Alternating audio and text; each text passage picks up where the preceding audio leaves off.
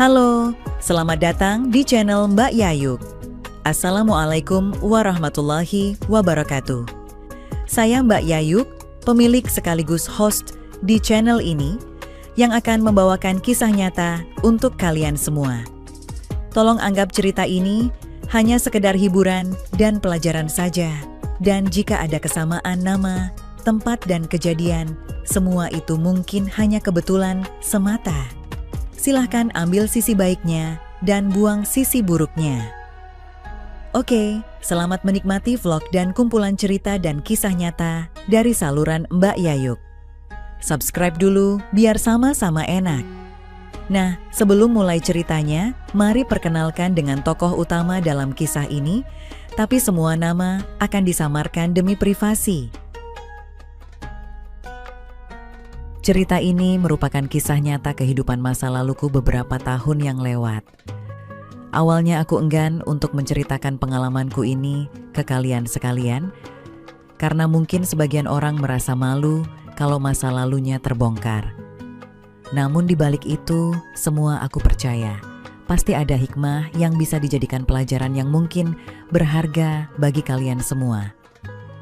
Aku bukanlah penulis hebat yang bisa membius pembaca untuk berimajinasi dalam setiap hasil karya tulisku. Tapi, aku hanya orang biasa yang berusaha menulis cerita dari hasil mengingat kembali rangkaian peristiwa demi peristiwa yang terjadi dalam hidupku dulu. Demi menjaga kerahasiaan, aku sengaja menyamarkan nama yang sebenarnya. Aku biasa dipanggil Heru, umurku 29 tahun. Aku sekarang sudah bekerja, aku memiliki seorang istri, kami sudah menikah selama 6 tahun, namun hingga saat ini belum diberi momongan. Aku tinggal di rumah ayahku, kebetulan dulu ayahku bekerja juga di kota ini, sehingga memiliki rumah di sini. Ayahku sekarang sudah pensiun dan mereka memutuskan untuk kembali ke kampung halaman di Jatim, menetap di sana menikmati masa tua.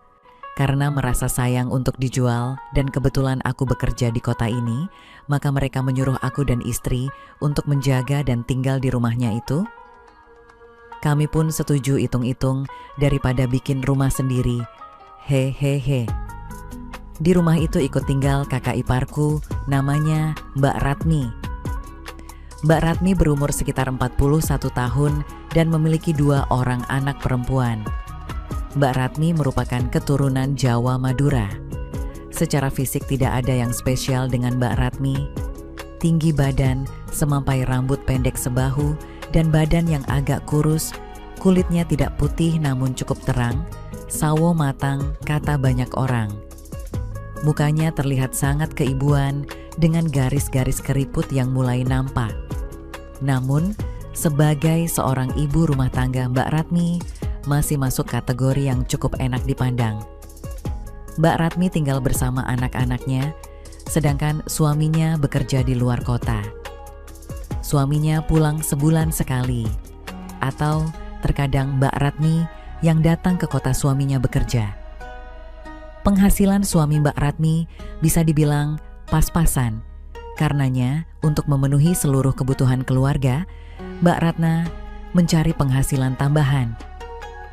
Tapi sabar guys, yang akan aku ceritakan ini memang kejadian yang aku alami dengan Mbak Ratmi. Dan itu semua terjadi ketika istriku harus pulang ke Jawa seorang diri karena aku tidak bisa dapat libur atau cuti pada saat itu. Lanjut, Mbak Ratmi sudah cukup lama ikut kami. Aku jarang ngobrol dengan Mbak Ratmi karena kami juga jarang bertemu. Kami biasanya hanya bertemu pada hari Sabtu atau jika aku sedang libur. Jika bertemu kami hanya saling bertegur sapa saja dan sangat jarang sekali mengobrol. Selama ini, Mbak Ratmi tidak pernah menyita perhatianku. Dan aku juga tidak pernah berpikir macam-macam dengan Mbak Ratmi. Namun ternyata hal tak terduga aku alami bersama Mbak Ratmi pada akhirnya. Pagi hari aku sedang bersiap-siap untuk berangkat ke kantor ketika tiba-tiba ayah mertua menelpon mengabarkan ibu mertuaku masuk rumah sakit. Ibu mertuaku memang sudah lama sakit dan beberapa kali masuk rumah sakit, namun kali ini harus dilakukan tindakan yang cukup serius. Aku menyuruh istriku segera mencari tiket untuk pulang ke Jawa menjenguk dan memberi support ibunya yang sedang sakit. Karena aku masih banyak pekerjaan kantor yang harus diselesaikan, maka tidak mungkin untuk ikut pulang bersama istriku. Siangnya aku pulang ke rumah untuk mengantar istriku ke bandara. Waktu itu istriku sedang berpesan ini itu pada Mbak Ratmi. Urusan rumah sepertinya. Setelah selesai berpesan kepada Mbak Ratmi, kami pun berangakat. Next ceritanya. Hari itu Sabtu, aku terbangun oleh suara alarm HP-ku. Jam 8 pagi, aku sengaja mengeset alarmku supaya tidak bangun kesiangan karena aku ada janji dengan teman kantorku untuk menyelesaikan laporan kami. Mataku masih berat untuk dibuka. Aku matikan alarmku, namun aku masih bermalas-malasan di tempat tidur. Apalagi, memang semalam jam 3 pagi, aku baru tidur karena semalam harus kerja lembur. Hari ini, seharusnya aku libur. Namun terpaksa aku harus ke kantor untuk menyelesaikan laporan karena deadline sudah dekat. Aku masih mencoba mengumpulkan tenaga untuk beranjak dari kasur ketika terdengar ketukan di pintu. "Siapa ya?" pikirku. "Dik Heru." Aku mendengar suara yang aku kenal, Mbak Ratmi. Aku masih malas untuk bangkit. Mbak Ratmi kembali mengetuk dan memanggil namaku. Biarkan saja pikirku, toh dia bawa kunci cadangan juga. Benar saja setelah beberapa kali mengetuk dan memanggil tanpa ada balasan, terdengar suara kunci pintu dibuka. Mungkin Mbak Ratmi berpikir aku sedang pergi, terdengar suara pintu masuk depan rumah terbuka. "Dik Heru?" Mbak Ratmi masih mencoba memanggilku, mungkin untuk memastikan aku ada di rumah atau tidak. Seketika itu juga aku sadar, aku tidak menutup pintu kamarku tadi malam sebelum tidur. Aku tidak menutupnya karena semalam listrik padam, AC kamarku mati. Karena gerah, kuputuskan untuk tidur dengan pintu kamar terbuka, agar ada sedikit udara segar masuk. Pintu kamarku menghadap ke ruang tengah. Mbak Ratmi pasti akan melalui kamarku untuk menuju ke dapur. Tiba-tiba timbul niat isengku, biar saja Mbak Ratmi melihatku dalam posisi tidur. Aku biasa tidur hanya mengenakan kaos dan celana pendek. Aku suka mengenakan celana pendek kalau di rumah karena rasanya jadi lebih lega, dan kalau tiba-tiba tergugah sama istri tinggal gaspol aja, hehehe. Nah, yang bikin aku jadi tambah iseng adalah karena biasanya kalau malam tidur sendiri, paginya bangunnya berduaan, ngerti kan maksudku? Aku arahkan teman setiaku itu yang sudah dalam kondisi oke ke samping kiri dengan menarik sedikit celana pendekku, sehingga seolah-olah itu keluar dengan sendirinya ketika aku tidur. Aku semakin penasaran, ingin melihat ekspresi Mbak Ratmi ketika melihatnya. Kenapa aku jadi gini ya? Padahal belum lama ditinggal istriku ke Jawa. Muncul ideku untuk merekam ekspresi Mbak Ratmi agar aku bisa melihatnya nanti. Dengan cepat aku nyalakan kamera di HP-ku, kuarahkan ke pintu, dan aku sanggah dengan bantal biar posisinya pas. Mbak Ratmi tidak akan tahu kalau ada kamera HP itu menyala. Dia pasti akan berpikir HP-nya tergeletak biasa saja. Aku lalu kembali ke posisi semula dan pura-pura masih tidur. Terdengar suara langkah Mbak Ratmi mendekat dan tiba-tiba berhenti sejenak ketika sampai di depan kamarku. Ternyata seorang wanita sama juga seperti seorang lelaki kalau melihat sesuatu yang dikenalnya. Apalagi mungkin juga karena Mbak Ratmi cukup lama tidak lagi melihat dan memilikinya karena suaminya lama tidak datang. Aku tertawa geli dalam tidurku, pura-pura tidur tepatnya hehehe. Sepertinya Mbak Ratmi kaget melihat aku dalam kondisi seperti itu. Beberapa saat Mbak Ratmi berhenti, kemudian dengan hati-hati dia menjulurkan kepalanya ke dalam kamarku. Dia melihatku masih tidur pulas. Sekilas dia melirik ke arah jebakan yang aku buat tadi. Sengaja aku gerakkan sedikit seakan sedang mengangguk, biar lebih mengena suasananya, pikirku. Hihihi. Tak lama setelah itu terdengar langkah kaki Mbak Ratmi beranjak pergi. Setelah Mbak Ratmi pergi, Aku tertawa pelan. Aku sudah menahan tawa dari tadi. Dari bagian belakang rumah terdengar Mbak Ratmi mulai beraktivitas. Sepertinya sedang mencuci baju karena terdengar suara berisik mesin cuci. Aku ambil HP-ku dan aku putar rekaman video tadi.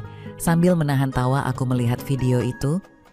Dalam rekaman video terlihat ketika Mbak Ratmi sampai di depan kamarku dan langsung kaget melihatku. Sepertinya dia juga menyadari kalau jebakanku terlihat dan matanya cukup lama melihat ke arah situ. Hehehe. Aku bangun dan segera menuju kamar mandi. Aku pura-pura kaget ketika melihat Mbak Ratmi. Mbak Ratmi, sudah pulang Mbak? Bah, baru saja kok Dik. Mbak Ratmi terlihat agak gugup, mungkin karena kejadian barusan. Oh maaf Mbak, aku gak dengar Mbak Ratmi tadi datang. Aku bicara dengan nada santai supaya Mbak Ratmi tidak gugup. Lihat Dik Heru, Mbak tadi ketuk pintu gak ada yang bukain. Mbak kira di rumah gak ada orang. Ternyata Dik Heru masih tidur. Mbak Ratmi tampak sudah bisa mengendalikan dirinya. Ya Mbak, aku gak dengar. Aku beralasan. Baru tidur tadi pagi, semalam habis lembur. Oh, begitu toh. Mbak tolong dibikinin mie, ya buat sarapan dah lapar nih. Iya Dik, tapi bentar lagi ya. Tanggung ini nyucinya dah mau selesai. Oke Mbak, aku juga mau mandi dulu. Aku berlalu menuju kamar mandi. Selesai mandi, miku sudah selap. Aku sarapan sambil duduk di depan TV. Kunyalakan TV dan mulai menyantap miku selagi masih hangat. Mbak Ratmi sedang menyetrika baju. Tempatnya menyetrika tidak jauh dari tempat aku duduk. Aku mencoba untuk mengajaknya mengobrol. Hanya perlu waktu, sebentar saja obrolan mulai berkembang dan suasana menjadi cair. Mbak Ratmi mulai nyaman ngobrol denganku. Mbak Ratmi bercerita kalau sekarang usaha tempat suaminya bekerja sedang tidak bagus. Sehingga sudah 4 bulan ini suaminya belum bisa pulang karena belum ada ongkos. Mbak Ratmi juga tidak bisa datang ke sana karena uang yang diperolehnya sudah habis digunakan untuk biaya anaknya. Aku agak simpati juga mendengar cerita Mbak Ratmi. Aku menyuruhnya bersabar dan menasehatinya untuk tetap semangat bekerja. Kalau sudah rezekinya pasti gak akan kemana Mbak. Nasehatku, yang penting kita berusaha, rezeki pasti tiba dengan sendirinya. Selama kami mengobrol, aku mendapati Mbak Ratmi beberapa kali melirik si jebakan tadi guys. Aku pura-pura cuek saja. Sehabis mandi tadi, aku memang masih mengenakan boxer dan kaos saja. Seperti yang aku bilang, kalau sedang di rumah aku memang biasa seperti ini. Sebelum-sebelumnya Mbak Ratmi juga sudah biasa melihatku seperti itu. Kalau sedang di rumah, jadi aku cuek saja. Karena mulai merasa biasa, denganku Mbak Ratmi mulai berani menanyakan hal yang agak privat. Dik Heru dan Nita memang nunda untuk punya momongan ya? Maaf ya Dik, Mbak nanya-nanya aja. Mbak Ratmi sadar, kalau pertanyaannya mungkin agak sensitif, dia jadi salah tingkah dan terlihat agak menyesal telah bertanya. Gak apa-apa kok Mbak, jawabku tersenyum. Aku sebenarnya pengen segera punya momongan Mbak, apalagi Nita kan seneng banget sama anak kecil, tambahku. Tapi sepertinya masih belum dikasih, jawabku sedih. Sabar ya Dik, nanti juga pasti dapat kok kalau memang sudah rezekinya. Mbak Ratmi mencoba menghiburku dengan nada keibuan, seperti seorang ibu yang menghibur anaknya yang kalah dalam lomba. Aku menjadi sedikit terharu dengan diriku sendiri. Mbak dulu juga lama kosong kok Dik, hampir 3 tahun. Lihat ya Mbak, aku baru tahu kalau Mbak Ratmi ternyata juga lama dapat momongan. Dik Heru sudah coba cek ke dokter? Tanya Mbak Ratmi. Sudah sih Mbak, tapi kata dokter gak ada masalah baik Nita maupun aku, semuanya sehat. Mungkin bikinnya yang gak benar kali ya Mbak. Hehehe. Aku bercanda tanpa maksud menggoda. Mbak Ratmi tersenyum kecil, kemudian menjawab dengan nada serius. Sama Dik, dulu Mbak juga cek ke dokter dan sehat semuanya. Oh, jawabku singkat. Aku melahap suapan terakhir miku. Mbak Ratmi terlihat fokus kembali menyetrika. Kami terdiam sejenak. Terus, akhirnya bisa dapat itu, gimana Mbak? Aku memecah keheningan. Kata temenku sih, aku disuruh banyak-banyak makan cambah dan minum jus pinang muda. Emang bener ya Mbak? Kalau cambah sih emang bagus buat laki-laki, Dik, kata Mbak Ratmi sambil melipat kemeja yang baru selesai disetrika. Katanya dapat meningkatkan kualitas ituknya. Ituknya, aku memasang muka heran. Aku menangkap maksud Mbak Ratmi adalah bahwa toge dapat meningkatkan ketahanan pria. Bukan yang itu, Dik, Mbak Ratmi terkikik. Itu kualitas. Sepertinya Mbak Ratmi agak risih mengucapkan kata-kata itu di hadapanku. Kirain. Perasaan aku udah banyak makan cambah, tapi nggak ada perubahan kualitas di situ. Hehehe, Mbak Ratmi ketawa mendengarnya. Jadi dulu suami Mbak banyak makan juga ya? Tanyaku. Ya nggak banyak juga sih, Dik. Biasa aja. Kalau Mbak kebetulan pas masak sayur itu aja. Oh alah, terus kalau jus pinang muda, apa suami Mbak juga sering juga minum? Tanyaku antusias. Kalau itu mah sering, Dik. Suami Mbak biasanya minum dicampur dengan madu dan kuning telur ayam kampung. Katanya bagus biar stamina tetap terjaga. Wow, kuat dong, jawabku spontan. Yah lumayan lah, Dik, jawab Mbak Ratmi tersenyum malu sambil menunduk. Suasana terlihat lebih santai, seolah tidak ada sekat di antara kami, sekat antara kakak dan adik ipar. Tak lama berselang suasana menjadi hening seketika, dan tiba-tiba Mbak Ratmi berkata, Mbak dulu diurut nenekku, Dik. Diurut? Aku jadi bingung. Iya, kebetulan nenek Mbak dulu tukang urut. Jelas Mbak Ratmi sambil mengusap keringat di keningnya. Sepertinya hawa panas trika membuat Mbak Ratmi gerah. Waktu itu nenek bilang supaya bisa cepat dapat momongan suami Mbak harus mau diurut. Karena menurut nenek, ada syaraf suami Mbak yang bekerja kurang maksimal. Waktu itu aku masih berpikir kalau diurut yang dimaksud Mbak Ratmi itu ya seperti diurut pada umumnya. Mbak sih awalnya nggak ngerti, tapi karena nggak ada ruginya, ya kenapa nggak dicoba aja.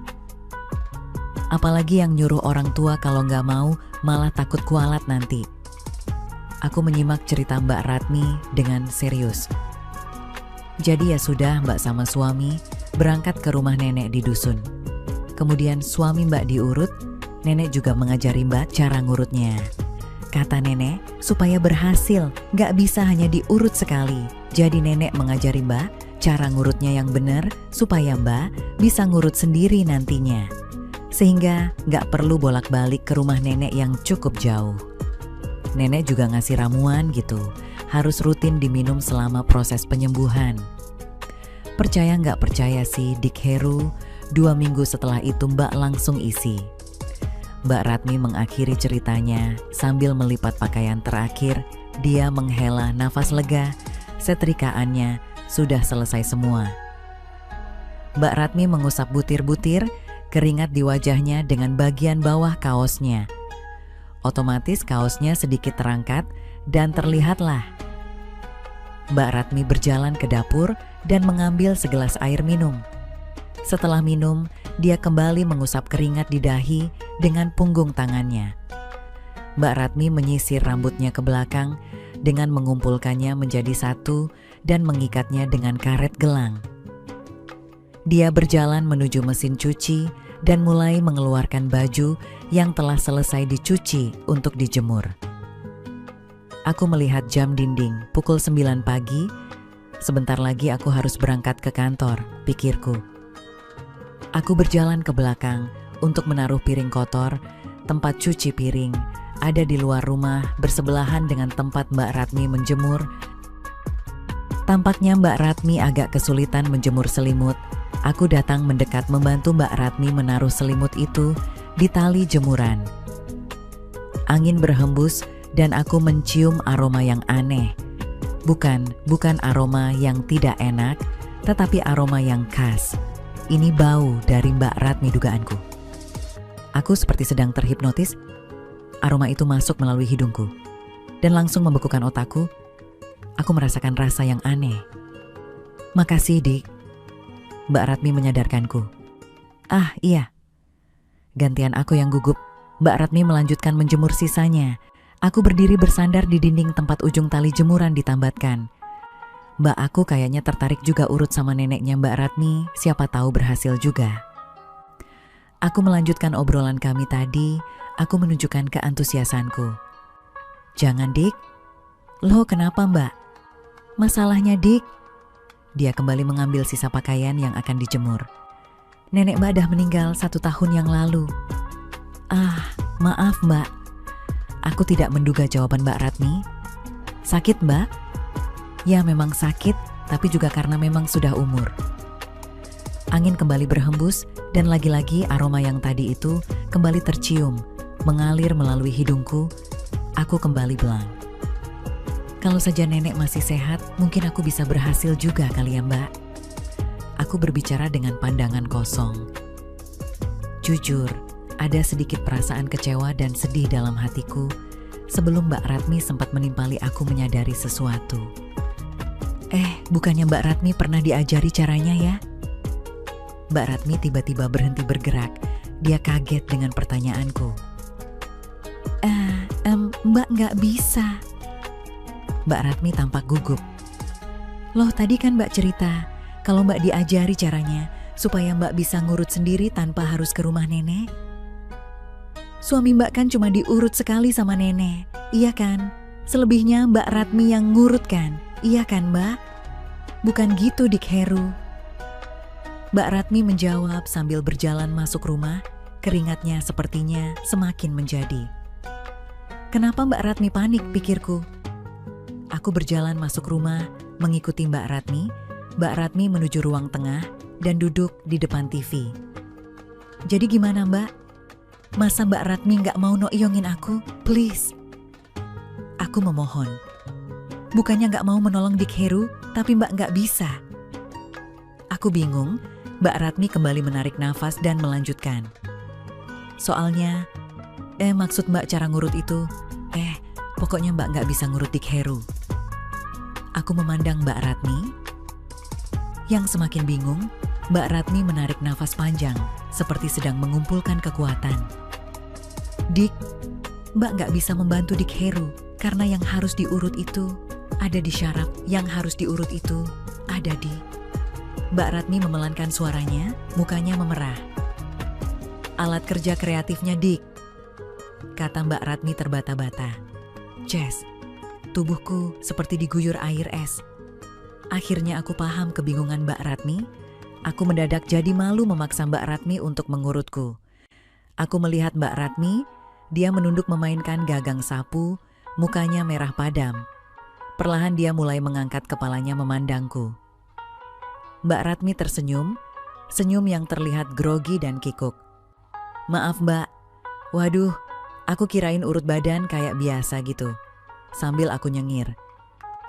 Kami berdua melihat TV, tapi sama sekali tidak tahu apa yang kami tonton. Pikiran kami piknik entah kemana. Kami berdua jadi salah tingkah. "Yah, mungkin memang belum waktunya Mbak. Nanti juga pasti dapat kalau sudah waktunya kan?" Ujarku sambil tersenyum getir. "Dik Heru, Mukanya menunjukkan raut merasa bersalah. Aku jadi serba salah. Sebenarnya aku sudah memahami kondisinya dan maklum. "Dik Heru, memangnya Dik Heru mau kalau Mbak urut?" 2R. Aku jadi bingung sendiri. Aku jadi gak enak sama Mbak Ratmi. Karena dari awal aku sudah salah memahami maksudnya. Mbak Ratmi gak usah merasa bersalah gitu. Aku gak apa-apa kok Mbak, tadi cuma salah paham." Mbak Ratmi menunduk, jarinya memainkan ujung kaosnya. "Mbak bukannya gak mau nolong Dik, apalagi Nita sama Dik Heru sudah baik dan banyak membantu Mbak. Memang istriku suka membelikan baju dan juga uang belanja untuk Mbak Ratmi. Cuman Mbak ngerasa gak pantas aja kalau harus ngurut Dik Heru. Nah, aku paling gak bisa kalau wanita sudah merendah seperti ini." "Bukan gitu Mbak, aku mau aja kok Mbak, cuman kan..." Aku terdiam berpikir, Aku nggak membayangkan bakal seperti itu prosesnya. Aku jadi bingung. Gini aja Mbak Ratmi, kalau Mbak emang serius, aku setuju. Mbak Ratmi mengangkat kepalanya dan melihatku, mukanya agak cerah. Dik Heru yakin? Yup. Aku menjawab yakin. Kami terdiam sejenak. Terus terang aja, aku juga sedikit grogi masalah urutan ini. Aku bingung harus bagaimana memulainya. Untungnya Mbak Ratmi yang berinisiatif memulai. Sekarang Mbak Ratmi bertanya sambil menatapku sekilas. Suara Mbak Ratmi terdengar agak gemetar, mungkin karena grogi juga. Boleh Mbak, ayo di kamar aja kali ya Mbak. Maksudku agar aku bisa sambil tiduran dengan nyaman di tempat tidur. Lia Dik. Mbak Ratmi berjalan mengikuti aku ke kamar. Sampai di kamar, aku bingung harus gimana. Gimana nih Mbak? Dik Heru, ada lotion? Ada Mbak. Aku segera mengambil lotion istriku. Dik Heru tidur tengkurap ya. Aku langsung tengkurap masih dengan pakaian lengkap. Detak jantungku mulai berakselerasi. Aku pikir Mbak Ratmi akan langsung mengurut intinya. Hehehe. Ternyata Mbak Ratmi memulainya dengan menotok saraf di telapak kakiku memakai ujung jari telunjuknya. Auk. Aku meringis menahan sakit. Tahan ya Dik. Emang agak sedikit sakit karena Dik Heru jarang dipijit. Sahut Mbak Ratmi. Maaf ya Dik. Mbak urut di sininya. Mbak Ratmi lanjut mengurut beberapa titik. Gak apa-apa Mbak, lanjut aja. Jawabku. Tekanan dan urutan jari Mbak Ratmi mulai merasuki si jago. Aku mencoba mengalihkan perhatian supaya tidak semakin terbawa suasana. Malu dong kalau ketahuan olehnya. Masa baru mulai aja udah kayak gitu? Tapi lama-kelamaan urutan Mbak Ratmi membuatku merasa nyaman. Sehingga aku tidak bisa melawannya. Akibatnya menjadi separuh unjuk diri, aku hanya bisa memejamkan mata sambil mengilhaminya. Dik, balik badannya. Dek dek dek, detak jantungku meningkat dengan pasti, telapak tanganku dingin. Dengan kondisi yang sudah tidak karuan, aku segera membalikkan badan. Aku melihat Mbak Ratmi ketika membalikkan badan, dia sama gugupnya denganku. Kepalanya menunduk, tidak berani menatapku. Setelah aku mendapat posisi nyaman, aku kembali memejamkan mata, biar Mbak Ratmi fokus bekerja. Mbak Ratmi meneruskannya, aku terus berusaha mengendalikan nafasku agar jantungku tidak berdetak terlalu cepat. Getaran-getaran indah mulai kurasakan, gila padahal Mbak Ratmi sama sekali belum menyentuhnya. Perlahan nafasku memburu. Kurang lebih 15 menit berjalannya waktu, selama itu pula aku menahan malu karena sesekali dilihatin olehnya. Rasanya jadi beda banget. Mbak Ratmi menghentikan urutannya. Dia mengambil botol di dalam plastik dan menuangkan sedikit di tapak jari tangannya. Mbak Ratmi mengusap butiran keringat di dahinya. Sepertinya dia cukup tenang dan tetap fokus. Minyak apa tuh Mbak? Aku berusaha untuk mencairkan ketegangan yang telah menjalar ke seluruh otakku. Minyak ramuan nenek, untung masih ada, Mbak simpan sedikit di rumah. Oh, hatiku merasa bersyukur mendengamnya, walaupun minyak itu baunya terasa agak sedikit menyengat di hidungku. Nyantai aja Dik, biar hasilnya akan terasa nanti. Mbak Ratmi berusaha menenangkanku. Aku melihat Mbak Ratmi, dia sepertinya menghindari memandangnya langsung. Pandangannya sedikit lebih ke atas. Karena agak membungkuk ketika itu, aku dapat melihatnya sedikit melalui lubang atas dasternya, membuat semangat yang kurasakan semakin menjadi. Mbak kok aneh ya? Aku membuka percakapan, Mbak Ratmi duduk di sampingku menghadapku. Iya Dik. Mbak Ratmi maklum dengan keherananku. Suasana memang sudah lebih cair, tapi terlihat Mbak Ratmi masih belum tenang, seperti menahan sesuatu. Aku hanya menerka-nerka, sepertinya dia terbawa suasana juga. Mbak minum sebentar ya Dik, ntar Mbak lanjutkan lagi. Mbak Ratmi bangkit keluar dari kamar, menuju dapur. Aku tersadar, aku masih heran bercampur penasaran. Dan ternyata ini belum selesai. Tidak lama Mbak Ratmi kembali ke kamarku, dia duduk di sampingku. Aku mendapati dia meliriknya, sadar aku memperhatikannya. Mbak Ratmi membuang muka pura-pura mencari lotion. Mbak lanjutin ya, Dik. Iya, Mbak. Aku kemudian mengungkapkan rasa penasaranku. Kirain dah selesai, Mbak. Masak cuma gitu aja, Dik, jawabnya sambil tersenyum. Kata nenek yang tadi itu, untuk mengecek apakah syaraf-syarafnya masih normal. Jadi gimana, Mbak? Masih normal gak? Aku bertanya. Bagus dan normal kok, Dik. Kembali Mbak Ratmi tersenyum. Mbak Ratmi tersenyum, aku balas tersenyum dan kembali memejamkan mataku. Tiba-tiba dia mengangkat kepalanya melihat ke arahku. Aku tersenyum tipis, memandangnya sayu. Mbak Ratmi kembali menunduk mengetahui. Aku tidak terpejam. Aku ingin Mbak Ratmi merasakan apa yang kurasakan. Tapi aku belum kehilangan kendali. Akal sehatku masih bekerja. Jadi aku gak mungkin main tubruk aja. Sabar, hehehe. Hembusan angin dari luar jendela kamarku menghantarkan aroma dari Mbak Ratmi. Sungguh aroma yang khas membuatku merasa di awang-awang. Aku menarik nafas dalam-dalam memasukkan aroma itu ke dalam diriku. Mbak Ratmi. Aku menyebut namanya untuk menahan semua rasa yang hadir di kala itu. Jangan ditahan, Dik, biar berhasil pengobatannya. Aku masih berusaha mati-matian menahannya, karena aku malu kalau sampai tidak bisa bertahan di hadapan Mbak Ratmi. Aku semakin penasaran dengan apa yang Mbak Ratmi pikirkan saat ini. Aku berpikir mencari cara bagaimana untuk mempengaruhi Mbak Ratmi. Aku mengajaknya mengobrol. Suasana kami yang awalnya sempat agak grogi jadi lebih cair karena kami bercerita panjang lebar layaknya dukun dan pasien. Baru kali ini aku berkonsultasi dengan kakak iparku yang ternyata punya kelebihan lain. Aku pun meminum ramuan yang diberikan oleh Mbak Ratmi. Yuk lanjutkan terapinya, takut keburu malam. Mbak Ratmi malahan terdiam. Meski diam, Mbak Ratmi tidak terlihat marah padaku. Aku beneran sudah lupa dengan istriku di kampung, semuanya. Ini sudah tidak terlihat natural lagi, jelas-jelas semakin romantis saja. Kuarahkan pandanganku ke Mbak Ratmi. Aku bisa melihat raut mukanya yang memerah. Yes, berhasil. Aku berteriak dalam hati. Dik Heru, kok gitu sih? Janganlah, Dik. Mbak Ratmi berbicara pelan. Mbak jadi gak bisa lanjutkan urutannya ini. Ku tatap Mbak Ratmi. Bantuin aku ya, Mbak. Sebentar aja. Aku berbisik pelan di telinganya. Mbak Ratmi hanya mengangguk.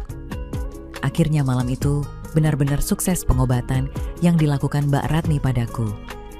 Setahun berikutnya kami berhasil memperoleh momongan.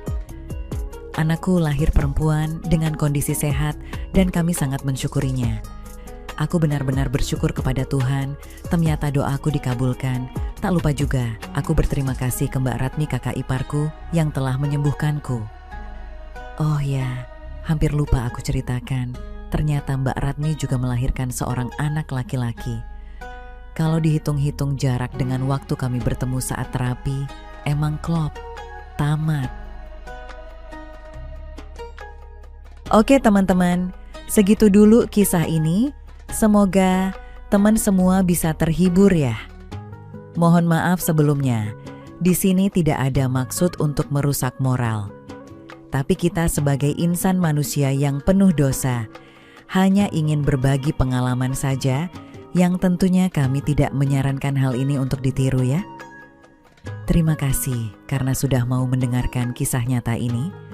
Sekali lagi, ambil baiknya dan buang buruknya, dan semoga hal seperti ini tidak akan pernah terjadi kepada kalian semua. Dan semoga kita semua dilindungi dari mara bahaya. Amin ya Rabbal Alamin. Sekian dan terima kasih. Sampai ketemu lagi di cerita-cerita selanjutnya. Jangan lupa like, komen, share, dan subscribe.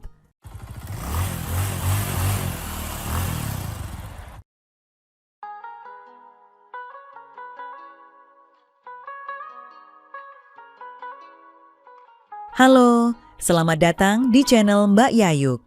Assalamualaikum warahmatullahi wabarakatuh. Saya Mbak Yayuk, pemilik sekaligus host di channel ini yang akan membawakan kisah nyata untuk kalian semua. Tolong anggap cerita ini hanya sekedar hiburan dan pelajaran saja. Dan jika ada kesamaan nama, tempat, dan kejadian, semua itu mungkin hanya kebetulan semata. Silahkan ambil sisi baiknya dan buang sisi buruknya.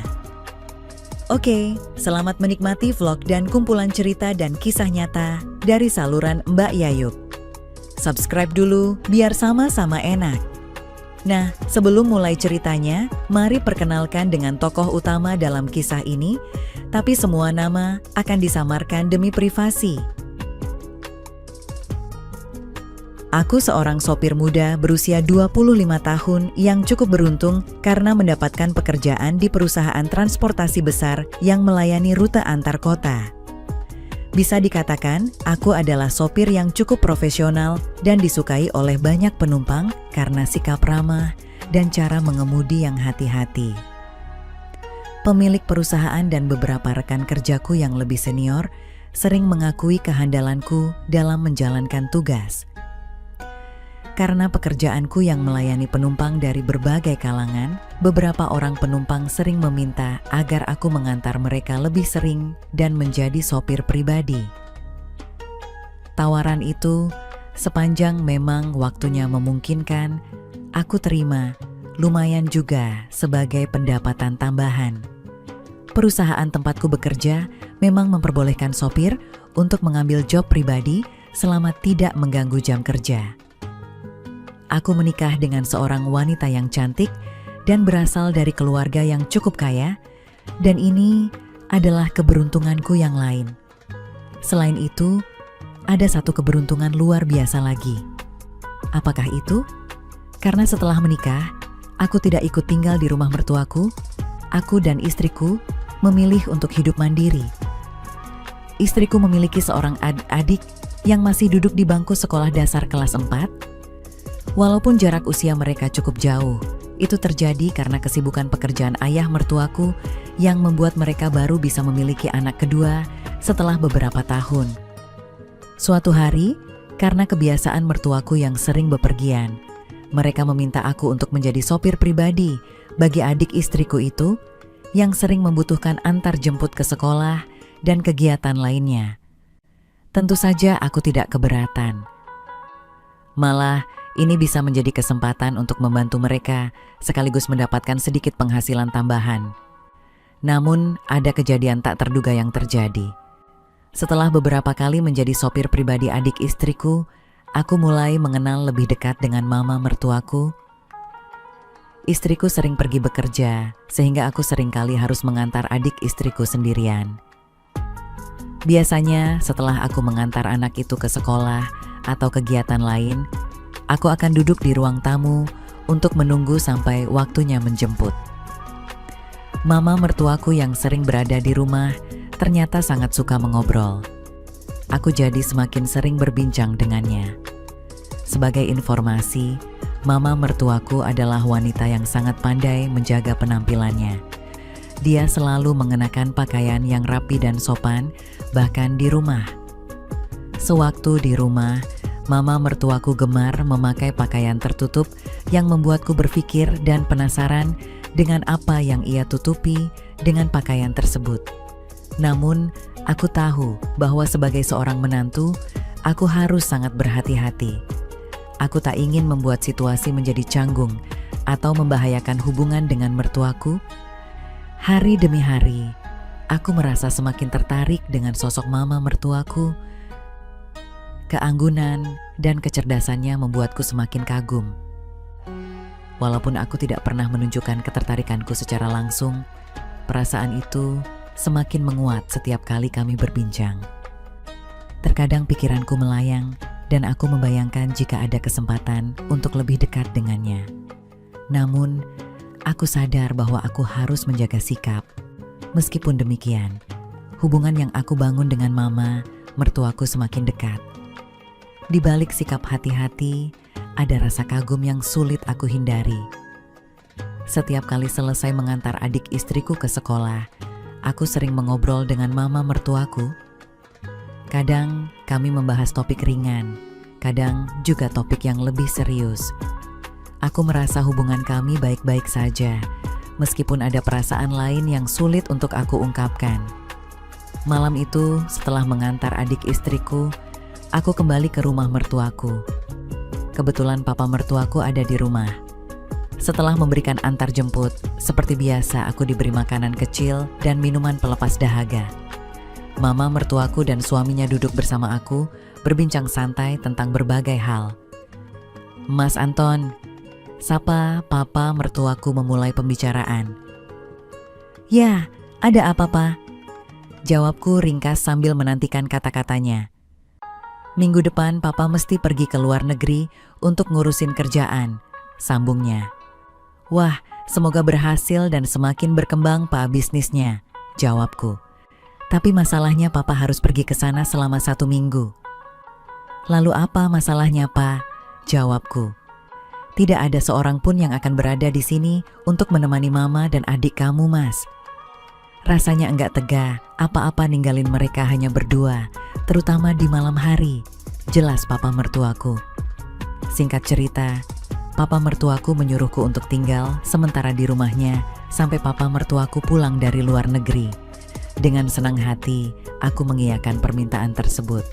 Malam itu, sesampainya aku di rumah, aku bilang pada istriku kalau aku harus menginap selama seminggu di rumah kedua orang tuanya. Aku jelaskan semuanya pada istriku. Akan tetapi, yang membuatku terkejut adalah bertepatan dengan papa mertua yang akan ke luar negeri itu. Ternyata istriku juga pas ada perintah dari tempatnya kerja kalau dia juga harus keluar kota selama 5 hari. Sehingga menurut istriku, "Wah, kebetulan sekali, Mas," seru istriku. "Kebetulan bagaimana?" tanyaku heran. "Ya kebetulan, daripada Mas tidur sendiri di rumah ini," ucap istriku semakin membuatku bingung. "Karena pas hari itu, aku juga harus keluar kota, Mas," ucap istriku. Barulah aku tahu. Apakah ini yang dinamakan pucuk dicinta, ulam pun tiba? Gumanku dalam hati. Malam itu pun, aku menjadi memikirkan rencana yang tidak-tidak. Seperti memantau Mama Riri yang sedang di kamar mandi, atau menilik saat Mama Riri tidur. Inilah kesempatanku, kalau saat aku mengantar jemput, aku kurang berkesempatan. Kalau aku tidur di sana, aku tidak akan menyia-nyiakan kesempatan itu. Aku sangat berharap dapat kesempatan seluas-luasnya dengan Mama Riri. Terinspirasi itu, aku jadi semangat. Segera saja aku tarik istriku untuk bekerja kreatif. Aku sampaikan alasanku pada istriku, sebelum nanti lama tidak dapat kerja sama. Aku ambil saja malam itu. Istriku pun hanya tersenyum dan menyambutku. Minggu malam, jam menunjukkan pukul 10.30 malam, aku tiba di pekarangan rumah Mama Riri. Suasana agak sunyi, hanya dari kejauhan terdengar gonggongan sesekali yang memecah kesunyian. Aku masuk dan aku rapatkan lagi pintu pagar itu, sekaligus menggemboknya. Aku sebelumnya memang telah diberitahu untuk langsung mengunci pagar itu. Selesai mengunci pagar, aku pun mengetuk pintu di rumahnya. Diam, tak ada jawaban. Aku ketuk lagi berulang kali, masih gak ada suara. Hatiku mulai was-was. Jangan-jangan ada sesuatu yang terjadi kepada mereka berdua di dalam. Sebentar, aku dengar suara Mama Riri menyahut, kemudian pintu pun dibuka. Aku lihat Mama Riri seperti yang aku bayangkan, yaitu hanya pakai handuk. Tapi handuk itu kelihatannya tidak cukup untuk menyembunyikan keindahan yang selama ini menjadi inspirasiku. "Silakan masuk, Mas," suruhnya. Aku pun masuk dan sewaktu melintasinya, aroma harum sabun masih terhirup olehku. Aku menoleh lagi ke belakang. Mama Riri sedang mengunci lagi pintu rumahnya. Aku melihatnya dari arah belakang. Wow, malam itu pun menjadikan perasaanku semakin tidak menentu. "Maaf ya, Mas, kamu tadi lama menunggu, ucapnya sambil berlalu. Tidak apa-apa kok, Ma, sahutku seraya menelan ludah. Mama mandi tadi, tanyaku. Iya, Mas, jelas mama mertuaku. Oh iya, Ma, balasku. Duduklah, Mama mau ganti dulu, sambungnya sambil menuju ke lantai atas. Mataku tidak lepas darinya sampai hilang dari pandangan. Aku pun duduk di sofa sambil membalik-balik majalah yang ada di situ. Tidak lama kemudian, Mama Riri pun turun, tetapi tidak langsung menemuiku. Dia terus melangkah ke dapur. Tidak berselang lama, ibu mertuaku pun datang ke ruang tamu dengan 2 gelas air sirup di tangannya. Mama Riri mengenakan pakaian tidur warna pink dan tidak berhijab seperti biasanya, sehingga menampakkan bayangan-bayangan yang indah di mataku. Sesaat dia membongkok meletakkan air di atas meja, sehingga dia tidak hanya menyuguhkan air itu saja, tetapi sekaligus menyuguhkan sesuatu yang begitu indah di mataku. Spontan aku pun merinding. Silahkan diminum, Mas, ucapnya sambil duduk berhadapan denganku. Terima kasih, Ma. Aku menjawab sambil mengambil air sirup yang terhidang. Terima kasih Mas Anton sudah bersedia datang. Mama Riri membuka pembicaraan. Mana si adik, Ma? Tanyaku, karena adik istriku itu dari tadi tidak kelihatan. Dia sudah tidur, sahutnya. Memang jam segini adik tidur, Ma? Tanyaku. Memang dia tidur awal. Pukul 10 malam pasti mama suruh dia untuk tidur. Jelas ibu mertuaku. Kami berdua terus ngobrol, dari situlah aku jadi tahu serba-serbi tentang keluarga ini. Aku juga mengatakan pada ibu mertuaku kalau istriku kebetulan juga sedang keluar kota. Sewaktu ngobrol itu, aku tidak bosan melihat keayuan wajahnya dengan rambut ikal mayangnya, membuat aku ingin segera meraihnya saja. Sudah ada tanda-tanda istrimu itu mau kasih cucu mama, apa belum, Mas? Tanya ibu mertuaku. Belum, Ma, jawabku. Jangan lama-lama, Mas, sahutnya. Saya sudah berusaha, Ma, tapi tidak tahu kenapa kok belum jadi juga, sahutku. Atau jangan-jangan caranya ada yang salah, Mas, ucapnya seraya menatapku dengan serius. Aku terus diam, belum menemukan bahan pembicaraan lainnya. Begitupun dengan ibu mertuaku. Aku baca majalah sambil sesekali ekor mataku menelusurinya. Ayo, Mas, ibu tunjukin kamarmu, ucap ibu mertuaku seraya berdiri dan berjalan ke lantai atas. Aku pun mengikutinya dari belakang. Aku terus memperhatikan lenggoknya saat menaiki tangga. Rasanya mau aku raih itu, tapi apa daya aku masih takut dikira tidak sopan. Sesampainya di lantai atas, ibu mertuaku berkata, "Ini kamarnya, Mas," ucapnya sambil membukakan pintu kamar itu. "Mama harap kamu suka dan nyaman tidurnya," ucapnya lagi setelah masuk ke dalam kamar itu. "Iya, Ma, terima kasih," balasku. "Mama mau tidur dulu, kalau Mas Anton mau menonton TV, silakan di ruang tamu itu, DVD player pun juga ada. Selamat malam, Mas," ucapnya dengan senyum manisnya, seraya meninggalkanku. Selanjutnya aku lihat ibu mertuaku pun masuk ke kamarnya. Aku turun lagi ke ruang tamu untuk menonton TV. Semakin lama mataku pun semakin mengantuk. Kulihat jam menunjukkan pukul 2.30 pagi. Aku matikan TV itu lalu ke lantai atas. Saat aku melintasi kamar Mama Riri, aku dapati pintunya tidak tertutup dengan rapat. Timbul niat di hatiku untuk meniliknya. Pelan-pelan aku buka pintunya, lalu aku masuk ke dalam kamarnya. Mama Riri sedang tidur nyenyak menghadap ke arahku. Aku menatapnya yang sedang nyenyak tidur itu. Aku tatap sepuasnya. Aku dekatkan mukaku ke arah wajahnya agak lama. Seperti itu rasanya. Aku mau langsung saja memulainya, tetapi kembali timbul kesadaranku bahwasanya waktu masih banyak. Kalau terlalu terburu-buru takutnya justru semua rencanaku akan berantakan. Kemudian aku keluar dari kamarnya dan menutup pintu kamarnya. Aku masuk ke kamarku dan tidur. Sebelum tidur, aku sempat menginspirasikan pemandangan tadi itu. Akhirnya aku pun tertidur. Sedang damai-damainya, aku di alam mimpi. Pintu kamarku diketuk. Kedengaran suara Mama Riri yang menyuruh aku bangun. Rupanya sudah pagi aku bangun cuci muka dan turun. Kelihatan Mama Riri sudah menunggu aku dengan 2 cangkir teh di atas meja. Ia masih berpakaian tidur. Aku minum teh yang sudah dihidangkannya itu. Malam pertama belum spektakuler. Bagaimana di malam kedua? Di malam kedua, seperti biasa, aku tutup dan kunci pagar rumahnya. Saat pintu rumah dibuka, Mama Riri aku lihat sudah berpakaian tidur.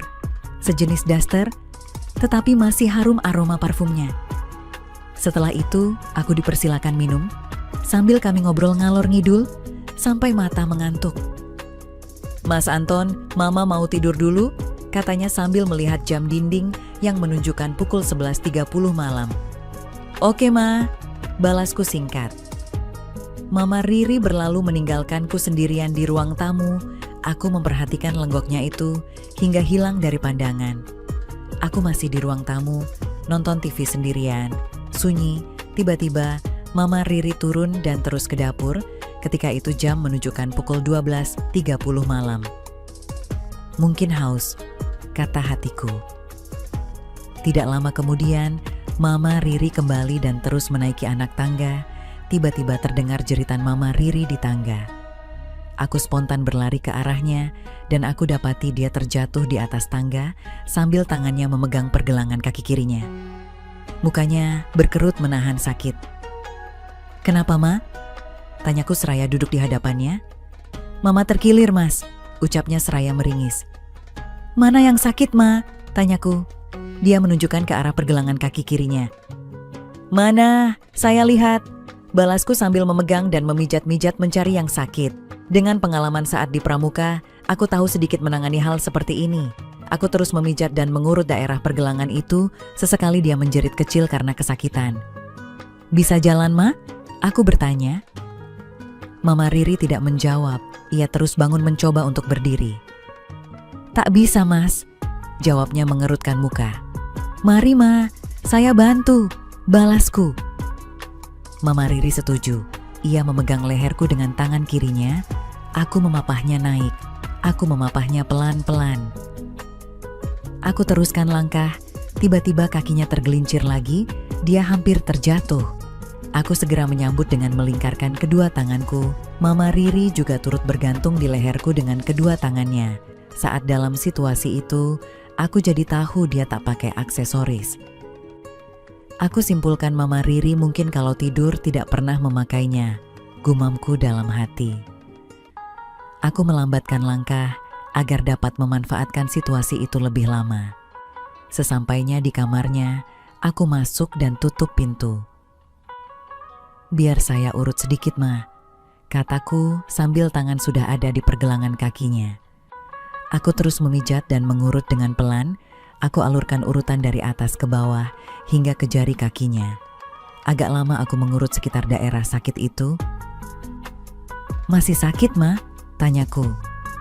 "Sudah kurang sedikit," sahutnya. Aku terus mengurut. Aku semakin nekat. Ibu mertuaku seperti membiarkannya. Hanya sesekali wajahnya berkerut menahan sakit. Aku teruskan mengurut. Semangat kerja kreatif itu datang dan semakin sulit dibendung lagi. Aku lihat Mama Riri diam saja. Aku semakin jauh lagi dalam melangkah. Tidak nampak tanda protes di wajahnya. Matanya kelihatan terpejam. Kesempatan semacam ini jarang terjadi, pikirku. Pintar ngurut juga ya. Aku terkejut bersamaan dengan itu. Aku melepaskan tanganku. "Tolong pijit bahu Mama juga, Mas," pintanya. Lega hatiku. Aku pikir dia mau marah. Tetapi rupa-rupanya mau aku pijit yang lainnya juga. Mama Riri bangun duduk dan membelakangiku. Selanjutnya aku menjalankan perintahnya. Semakin lama, ibu mertuaku pun semakin membuka peluang lowongan kerja itu untukku. Tentu saja aku tidak menyia-nyiakan kesempatan kerja kreatif itu. Seakan mendapat angin, aku pun segera memulainya. Dan ternyata ibu mertuaku pun menyambutnya. Mata kami bertatapan, tiada kata-kata yang keluar. Entah siapa yang maju duluan, tahu-tahu sudah terjadi. Aku sungguh bahagia sekali malam itu karena akhirnya berhasil dengan seorang wanita yang telah lama menjadi impianku. Berselang hampir 1 jam mencoba berbagai cara, akhirnya kami berdua pun menemukannya secara bersama-sama. Aku letih begitu juga dengan Mama Riri setelah berdayung di lautan yang indah itu. Pelan-pelan matanya dibuka, aku pandangi dan terlihat terpancar kebahagiaan di wajahnya. Aku juga begitu. Malam itu kami tidur bersama. Menjelang subuh, aku terjaga dengan semangat baru. Mama Riri, aku bangun. Ternyata dia pun menginginkannya, dan sekali lagi kami berlayar bersama ke Pulau Impian lagi. Akhirnya, terdampar juga di pantai Pulau Impian itu dengan sukses untuk kedua kalinya. Setelah pagi kami bangun, saat aku turun telah terhidang 2 cangkir teh di atas meja. Kami minum, dan aku meminta diri untuk pulang. Di muka pintu sebelum pulang, Mama Riri memberikan tanda kasih sayangnya dan mengingatkan aku agar datang lagi malam nanti. Aku mengangguk sambil tersenyum penuh arti. Masih ada lagi 5 malam sebelum suami Mama Riri pulang.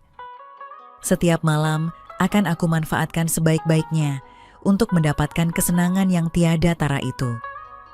Dan selama 5 malam itulah, aku memiliki kesempatan dengan ibu mertuaku dalam berbagai cara dan tempat. Aku tidak lagi tidur di kamar tamu, tetapi di kamar Mama Riri. Mama Riri menyukaiku bukan hanya di dalam kamar, malah di dalam kamar mandi juga.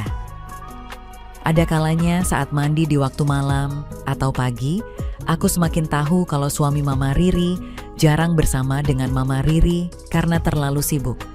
Sebab itulah Mama Riri merelakannya untuk. Mama Riri juga memberitahuku bahwa dia sebenarnya gembira sekali saat tahu suaminya akan ke luar negeri selama beberapa hari dan aku akan menemaninya selama suaminya pergi itu. Jadi, kesempatan itu tidak disia-siakan. Mama sengaja mencari jalan agar dapat denganku. Rupanya Mama Riri sengaja berpura-pura jatuh di tangga untuk memancingku. Malam terakhir menjelang suaminya akan datang, kami berdua habiskan waktu itu terus untuk bekerja sama lagi dan lagi tanpa merasa capek.